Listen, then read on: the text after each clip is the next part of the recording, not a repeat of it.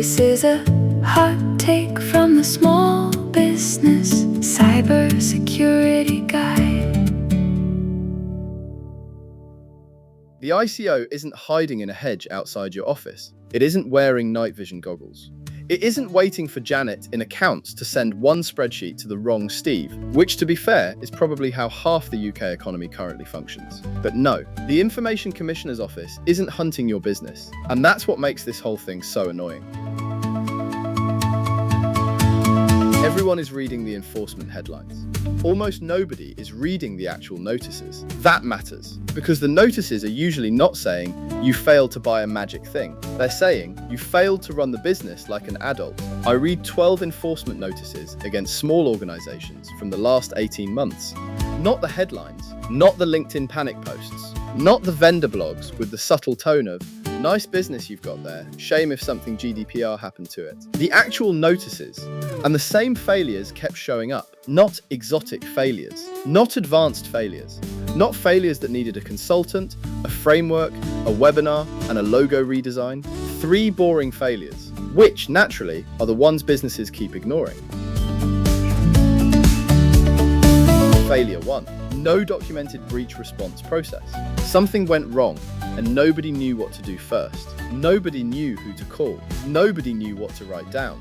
Nobody knew when the clock started. Nobody knew whether they had to tell the ICO. Nobody knew whether they had to tell the affected person. Nobody knew whether they had to tell the boss, IT, HR, the insurer, or just stare at Outlook and hope the recall button worked.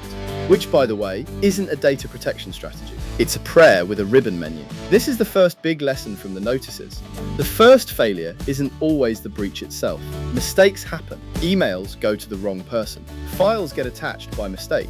A laptop gets left somewhere. A folder turns out to contain more personal data than anyone remembered. That isn't good. But the real damage starts when the business freezes, when nobody owns the response, when nobody starts the log, when nobody assesses the risk, when nobody knows whether the incident is reportable, and when nobody can explain the decision later. The ICO's own guidance isn't mysterious here. If a breach is reportable, the clock matters. You need to act without undue delay. You also need to keep proper records. That means a breach log, even if the breach isn't reported. That doesn't need a new platform. It needs a named owner. It needs a deputy. It needs a log. It needs a 1-page response plan. That's it. Revolutionary stuff. A document. Truly, we live in the future. Failure 2. No staff training on what counts as personal data. This is where small businesses quietly fall over. They think personal data means passports, or medical records, or bank details, or something obviously sensitive. And yes, it can mean those things. But it also means names, addresses, phone numbers, email addresses, payroll information, customer records, HR notes, complaint records, membership lists, appointment details, CCTV footage, support tickets. All of that can be personal data. And if your staff don't understand that, they can't recognize a breach. If they can't recognize a breach, they can't report it. If they can't report it, your management team can't assess risk. If you can't assess risk, you can't make a proper decision. And if you can't explain that decision later, congratulations. You've turned a mistake into a governance problem. A finance clerk who emails payroll data to the wrong recipient doesn't need a lecture after the event. They needed practical training before it, not a 40-minute hostage video, not a quiz everyone clicks through while eating a sandwich. Real training. What's personal data? What's a breach? What's a near miss? Who do you tell? How quickly? What should you not do? And please include this sentence. Don't hide it because you're embarrassed. Embarrassment is cheaper than enforcement.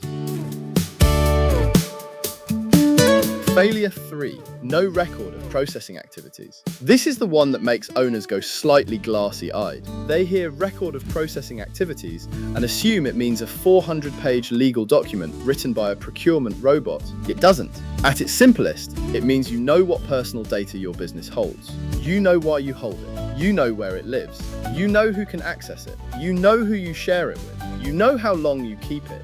You know when it should be deleted. In other words, you know your own business. Radical stuff. The ICO publishes templates for this. There are controller templates. There are processor templates. There's guidance aimed at small and medium organizations. This isn't hidden. This isn't premium content. This isn't behind a partner login. It's free, but we still have businesses that can't answer basic questions. What personal data do we hold? Why do we hold it? Where is it stored? Who has access? Who do we share it with? How long do we keep it? What lawful basis supports it? How do we protect it? This isn't bureaucracy. This is stock control for trust. You wouldn't run a warehouse without knowing what was on the shelves. So why are you running a business without knowing where the personal data is? Here's the bit that should make everyone uncomfortable. 0 of these 3 failures required a vendor to prevent. 0. You didn't need a new firewall to know who handles breach reporting. You didn't need endpoint detection to tell staff that payroll data is personal data.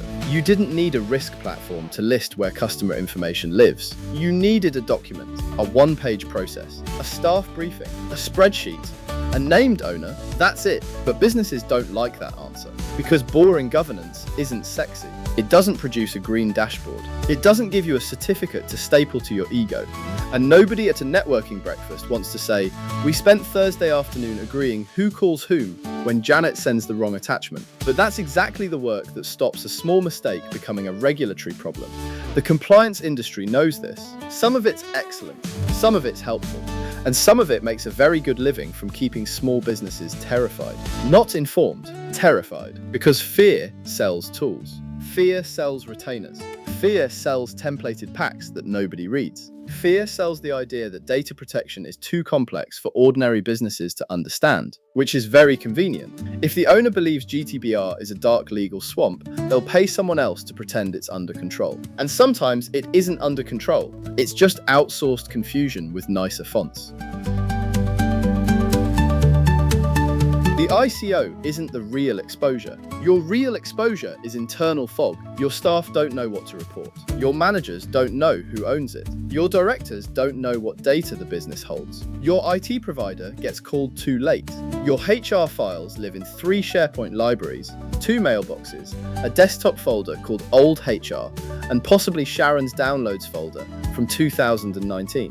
But sure, let's talk about artificial intelligence policy. The ICO isn't usually where the story starts. The story usually starts with a person, a customer, an employee, a supplier, someone whose data has been mishandled, someone who asks, "Why did this happen?" Someone who asks, "Who has my data?" Someone who asks, "Why did nobody tell me?" Someone who complains. Once that complaint lands, you don't want your answer to be, "We were still trying to work out who owns the spreadsheet." That isn't a good look. That isn't a defensible position. That's the sound of a missing process becoming visible. So before you buy another compliance tool, do 3 dull things. First, write a breach response process. 1 page. Who reports it? Who owns it? Who logs it? Who assesses the risk? Who speaks to the ICO if needed? Who speaks to affected people if needed? Who speaks to IT? Who speaks to your insurer? Who speaks to senior management? Second, train your staff, not with legal fog, not with a policy that lives unread in SharePoint.